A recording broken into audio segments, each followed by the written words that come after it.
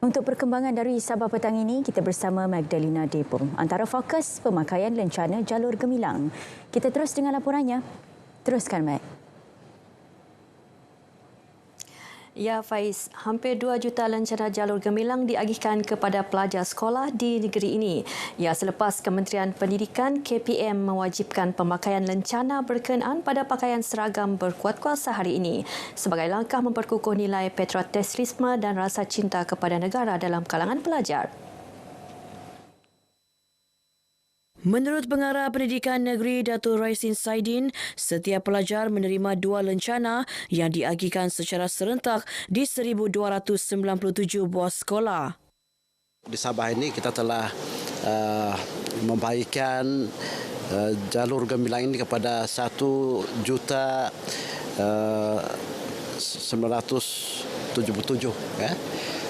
jalur gemilang yang melibatkan setiap murid itu akan mendapat 2 jalur gemilang. Dan proses penghantaran telah pun selesai pada petang kemarin paling lewat. Dan hari ini saya telah mendapat maklumat daripada semua PPD bahawa semua sekolah telah melaksanakan proses penyerahan jalur gemilang ini pada pagi tadi. Datuk Raisin ditemui RTM selepas majlis simbolik pemakaian lencana jalur gemilang pada pakaian seragam murid kepada 563 pelajar di Sekolah Menengah Agama Kota Kinabalu. Dalam perkembangan berkaitan, Datuk Raisin turut mengingatkan agar pentadbiran setiap sekolah memeriksa terlebih dahulu lencana jalur gemilang yang diterima sebelum diagihkan kepada pelajar. Ini bagi memastikan tidak berlaku kesilapan pemaparan lambang jalur gemilang yang tertera pada setiap lencana selain memastikan ia memenuhi spesifikasi dan menyerupai bendera rasmi negara. Sementara itu, di Sandakan 49,550 pelajar menjayakan pemakaian lencana jalur gemilang. Daripada jumlah itu, 872 pelajar dari SMK Perempuan Sandakan terlibat pemakaian lencana ini yang disempurnakan Pegawai Pendidikan Daerah Sandakan, Datuk Roslin Datuk Siabok. Bercakap kepada pemberita, Datuk Roslin menyatakan sokongan terhadap usaha KPM bagi menyemai semangat patriotik dalam kalangan pelajar. Ini adalah merupakan bukti kita bahawa pemakaian jalur gemilang ini memberikan anak-anak kita semangat patriotik kepada negara Malaysia sendiri. Pemakaian lencana jalur gemilang ini dapat memupuk perpaduan dalam kalangan warga sekolah, khususnya murid-murid. Di samping itu dapat meningkatkan semangat patriotisme dalam kalangan warga sekolah, khususnya murid-murid, ya, semangat cinta, bangga, hormat kepada negara. Dapat menanamkan sikap patriotisme dalam kalangan pelajar. Bukan itu sahaja, kita juga dapat mengingatkan tokoh-tokoh sejarah yang memperjuangkan jalur gemilang ini dalam Malaysia. Dapat meningkatkan kesedaran bahawa semua rakyat Malaysia berpayung di bawah bendera yang sama. Warga pendidik perlu keluar dari zon selesa bilik darjah dan memainkan peranan lebih besar sebagai pembentuk naratif dan ejen perubahan sosial masyarakat. Para guru juga perlu menjadi tonggak dalam memupuk adat, disiplin dan semangat cintakan negara dalam diri pelajar.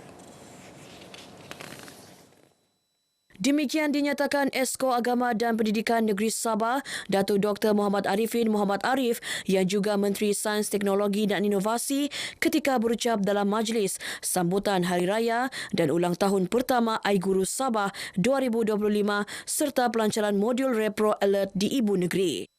Teksnya dibacakan Pembantu Menteri Sains, Teknologi dan Inovasi, Datuk Harun Durabi. Mengenai penubuhan Ikatan Guru Islam se-Malaysia iGuru Sabah, Datuk Arifin berkata ia berperanan sebagai platform advokasi pendidikan yang diyakini. Sementara itu, Yang di-Pertua iGuru, Muhammad Amin Rimbang berkata pihaknya sentiasa mendapat kerjasama erat daripada Jabatan Pendidikan dan Institut Perguruan. Kita ada hubungan yang sangat strategik bersama 4 IPG di Sabah dan juga kita memiliki kekuatan dari sudut kesatuan dan persatuan-persatuan pendidikan yang sentiasa bersama-sama berdiri bersama iGuru Sabah untuk meningkatkan, memperjuangkan dan mencaturkan pendidikan. Penglibatan ibu bapa menjadi tunjang utama dalam merealisasikan agenda pendidikan negara ke arah membentuk kemenjadian murid yang holistik dan berdaya saing. Sokongan emosi, pemantauan dan bimbingan ibu bapa dan guru turut mendorong peningkatan prestasi kecemerlangan sekolah. Saya berharap agar kerjasama sebegini akan dapat diteruskan. Kerana saya yakin sekiranya warga guru, warga PIBG, para ibu bapa, para pelajar sentiasa seiring dan sejalan, sudah pasti agenda untuk kependidikan, kemenjadian murid itu akan dapat kita capai. Datuk Nizam ditemui pemberita selepas merasmikan mesyuarat agung tahunan Persatuan Ibu Bapa dan Guru ke-43 SK Kinabutan Besar Tawau di Dewan Bistari. Jabatan Kastam Diraja Malaysia JKDM Zon Sabah merampas lebih 86 kg pelbagai jenis dadah dalam 3 operasi berasingan antara Januari hingga Mac lalu. Rampasan dianggarkan bernilai lebih 2.42 juta ringgit. Bercakap dalam sidang media, memangku tugas-tugas penolong Ketua Pengarah Kastam Zon Sabah, Saidin Jalaluddin memberitahu kesemua dadah diseludup melalui kargo udara di Kota Kinabalu. Kes pertama melibatkan rampasan 4 bungkusan tidak bernama disyaki dadah jenis syabu seberat lebih 71 kg bernilai lebih 2.29 juta ringgit di Mas Kargo Kota Kinabalu kira-kira pukul 6.25 petang pada 28 Mac lalu.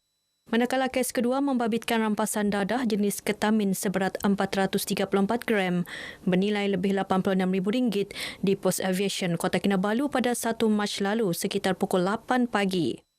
Kes ketiga pula melibatkan rampasan 4 bungkusan disyaki ganja seberat 15.35 kg dianggarkan bernilai lebih RM47,000 di premis Mas Kargo Kota Kinabalu pada 31 Januari hingga 28 Februari lalu. Barang-barang ini datang daripada Semenanjung dan datang menggunakan penerbangan lah, flight, dan dia dideklar atas tidak ada memang kosong, tidak ada nama barang apa semua dan tidak ada alamat penerima dan memang ada nombor telefon dan bila kita hubungi memang nombor telefon tutup lah, tidak dapat dihubungi. Kes disiasat mengikut Seksyen 39B Akta Dadah Berbahaya 1952. Pertubuhan Islam seluruh Sabah Usia komited memperkasa penganjuran program yang mampu memperkukuh perpaduan masyarakat. Antaranya program Ukhuwah Madani yang bertujuan menghimpunkan masyarakat pelbagai bangsa dan agama bagi meningkatkan nilai perpaduan dan semangat patriotisme. Menurut Yang di-Pertua Usia Datuk Sapawi Ahmad, program dianjurkan bersama Akademi Kenegaraan Malaysia ini turut mengadakan forum kenegaraan untuk meningkatkan kefahaman masyarakat.